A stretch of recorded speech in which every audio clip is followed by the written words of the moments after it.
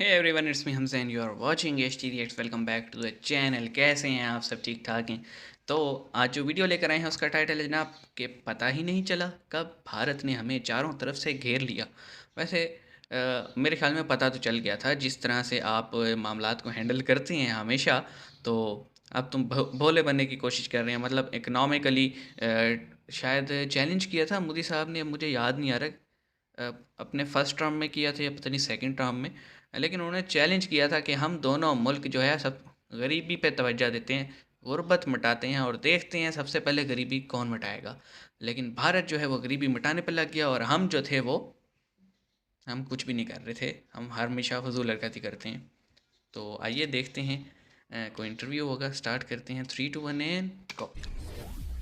नमस्ते दोस्तों, जय हिंद। हिंदुस्तान स्पेशल में आपका स्वागत है दोस्तों। अफगानिस्तान की तालिबान सरकार ने कहा है कि भारत युद्धग्रस्त देश के कई प्रांतों में कम से कम 20 रुकी हुई परियोजनाओं ओके, पर फिर से डेवलपमेंट। काम शुरू करेगा। जून में भारत ने अफगानिस्तान की राजधानी में अपने दूतावास में दूतावास। एक तकनीकी टीम सफारत खाना। तैनात करके काबुल में अपनी राजनयिक उपस्थिति फिर से स्थापित की। अफगानिस्तान के विदेश मंत्रालय ने इस साल अगस्त में कहा कि देश में भारत की राजनयिक उपस्थिति के परिणाम स्वरूप नई दिल्ली द्वारा शुरू की गई अधूरी परियोजनाओं को पूरा किया जाएगा और नई शुरुआत की जाएगी। रिपोर्ट्स के अनुसार मंगलवार को अफगानिस्तान के शहरी विकास और आवास मंत्रालय MUDH ने कहा कि भारतीय प्रभारी भरत कुमार ने संबंधों में सुधार और देश में रुकी हुई परियोजनाओं को फिर से शुरू करने में रुचि व्यक्त की है।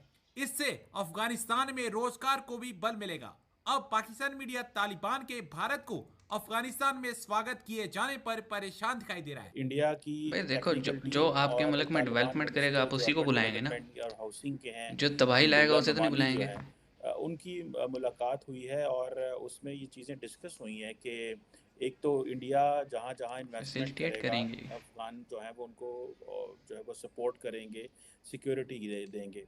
इंडिया ये कहता है कि उनको मौक़िफ़ ये है कि जी हम तो इंफ्रास्ट्रक्चर प्रोजेक्ट्स करते हैं, पार्लियामेंट की बिल्डिंग बनाई, फ्रेंडशिप डैम बनाया है रात में, इस तरह की चीज़ें करते हैं। अब पाकिस्तान जो था वो उसका प्रेशर था तालिबान के ऊपर कि भाई आप जो है वो इंडिया को यहाँ पे रोल ना दें, वरना ये सारे पाकिस्तान के जो इंटरेस्ट हैं वो उसको नुकसान होगा। पाकिस्तान अगर देखिए आप माजी में भी चले जाएँ तो हमारा बैक इन 80s 90s भी हमारा एक कॉन्सेप्ट था, नॉट 80s में भी बट 80s 90s में था। कहीं पे हम समझते थे कि अफ़गानिस्तान जो है इसको पाकिस्तान जो है वो स्ट्रेटेजिक डेप्थ के ये तौर पे पॉसिबल ही नहीं इस्तेमाल था कभी। करेगा।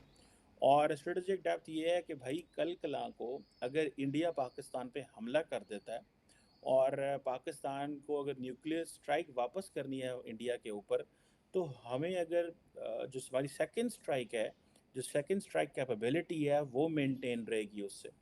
तो हम अफ़गानिस्तान की सरज़मीन का इस्तेमाल कर पाएँगे। बाद में जनरल कियानी आए 2009-10 में, उन्होंने जब बड़ा शोर मचा, अमेरिका के इंटरेस्ट ज़्यादा हो गए और ये पता चला कि पाकिस्तान जो है वो इट्स हम्म। वो क्या कहते हैं, running with the hare and hunting with the hound वाली सिचुएशन थी। तो पाकिस्तान जो है उसको ये बताया गया जी कि ये तो is a part of the problem, ये तालिबान के साथ मिले हुए हैं। और पाकिस्तान अपना इंटरेस्ट वॉच कर रहा था और पाकिस्तान को ये था कि भाई अगर हम अगर अफ़गानिस्तान में तालिबान रहेंगे तो हमारे लिए अच्छा है। अब हमें ये तो ठीक है हमारे लिए तालिबान रहेंगे, हमने पिछले 40-50 साल अफ़गानिस्तान में लगा दिए तालिबान लाने में बिल्कुल सही और बात है। तालिबान बिठाने में। 1996 में हमने उनको रिकॉग्नाइज़ किया, साथ में सऊदी अरब और यूएई को मिला लिया। अभी हमने खुद भी रिकॉग्नाइज़ नहीं किया और किसी से भी नहीं हो पाया।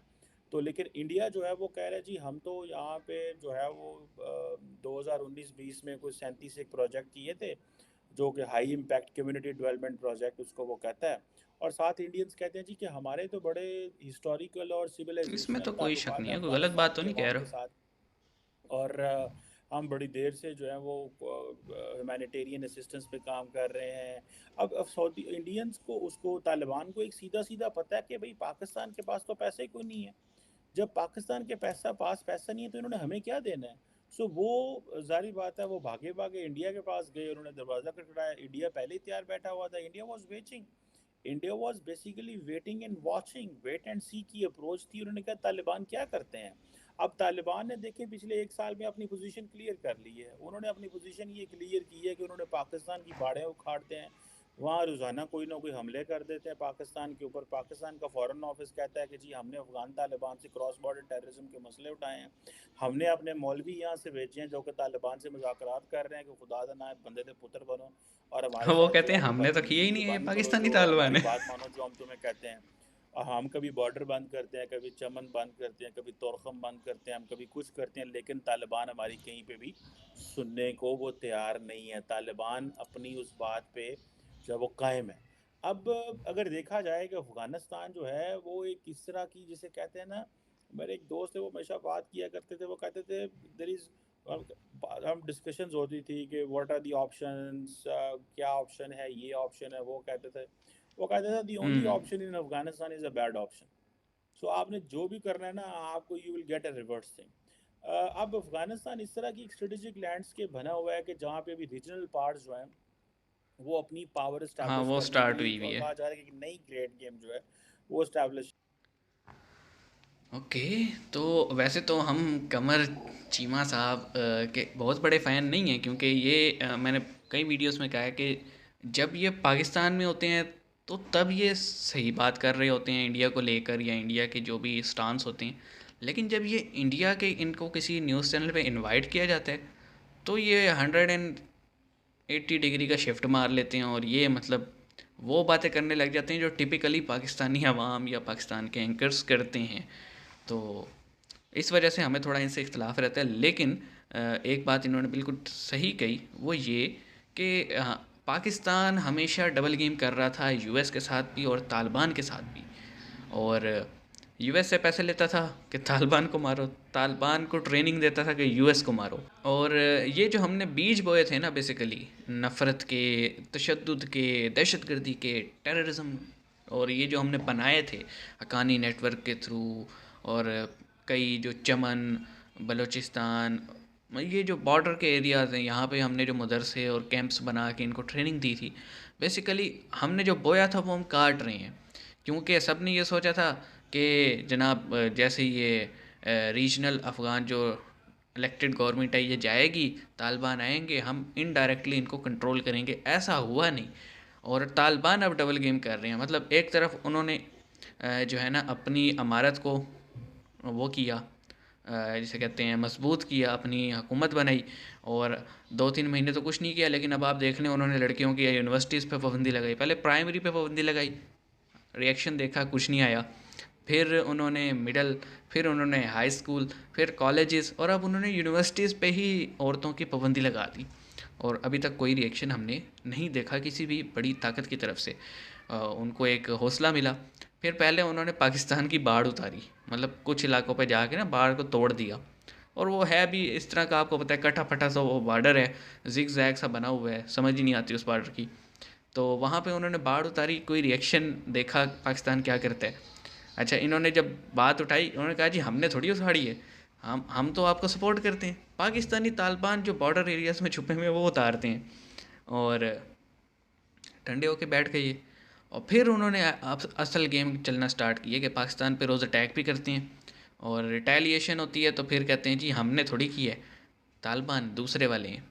तो ये जो गुड तालिबान और बैड तालिबान हमने जो गेम चलाई थी ना, ये अब हमारे अपने पल्ले पड़ गई है। और इंडिया जो कि, यार देखो सीधी सी बात है, कोई एक पड़ोसी ले लो, एक पड़ोसी मेरे मकान की छत गिरा दे और एक पड़ोसी उस छत को तामीर कर दे, मुझे कौन सा अच्छा लगेगा? मैं तो उसको जप्पियाँ डालूंगा रोज़ जाके, हैं, उसको हाथ चूमूंगा, उसको थैंक यू बोलूँगा, शुक्रिया अदा करता नहीं थकूँगा कि जिसने मेरी छत दोबारा बनवा दी।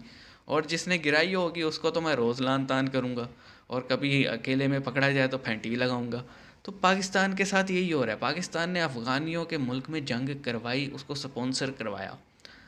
इंडिया ने पहले भी डेवलपमेंट करवाई, और अभी भी डेवलपमेंट। अब तो बाकायदा अफ़गान ने खुद रिक्वेस्ट की, भाई वो डेवलपमेंट आप कर रहे थे वो तो शुरू कर दो। तो विन विन सिचुएशन किसके लिए? इंडिया के लिए। और अपने ही बनाए खड्डे में कौन गिरे? पाकिस्तान। तो हमें ये सोचना चाहिए कि जो करना था वो कर दिया, माफ़ी शाफ़ी मांगे, आगे बढ़ें, और अपने मुल्क पे तवज्जो दें। दूसरों की लड़ाइयों में ना मज़े लें जाके, और ना दूसरों के घर में आग लगवाएं। है कि नहीं? एग्री करते हैं आप लोग? अगर करते हैं कमेंट सेक्शन में हमें ज़रूर बताइएगा। मिलते हैं नेक्स्ट वीडियो में, कुछ नया लेकर आएंगे आप सबके लिए। सी यू।